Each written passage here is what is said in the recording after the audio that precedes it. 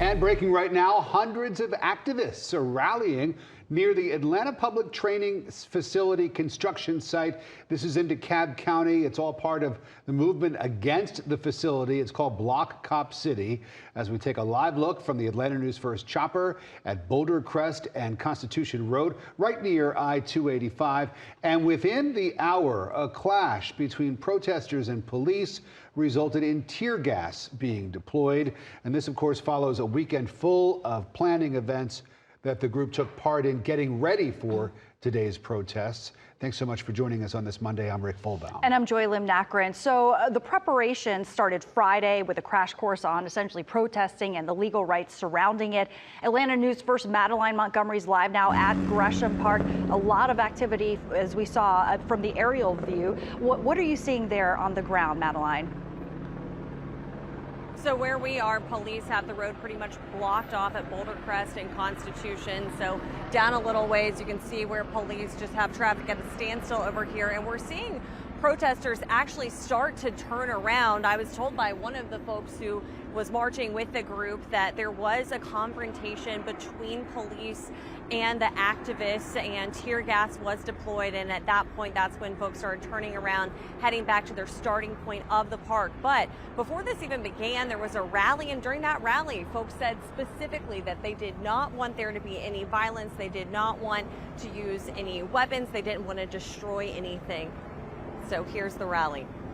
Stop Cop City!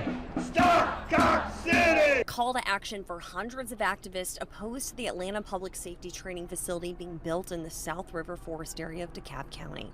Today, when you march and demonstrate and conduct acts of civil disobedience, you are doing it for the people. Activists in the Block Cop City movement spent the weekend making signs, puppets, and doing protest training ahead of this morning's march to the construction site. We've been out here for 2 years, over 2 years, fighting to stop Cop City. In that time, a lot has happened. People have lost their lives.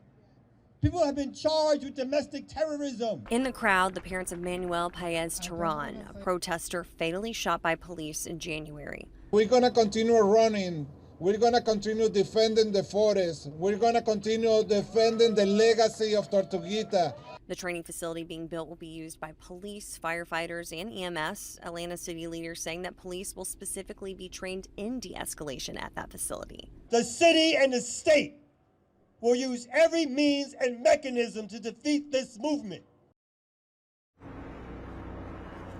So right now there are protesters who are walking past us who are ending the rally from what we understand. DeKalb Police, Atlanta Police, even Henry County Sheriff's deputies all out here surrounding the perimeter of the training facility construction site. And my colleague Patrick Quinn is going to stay out here, stay on this story, and he's going to have more coming up on Atlanta News First. For now, reporting live, Madeline Montgomery.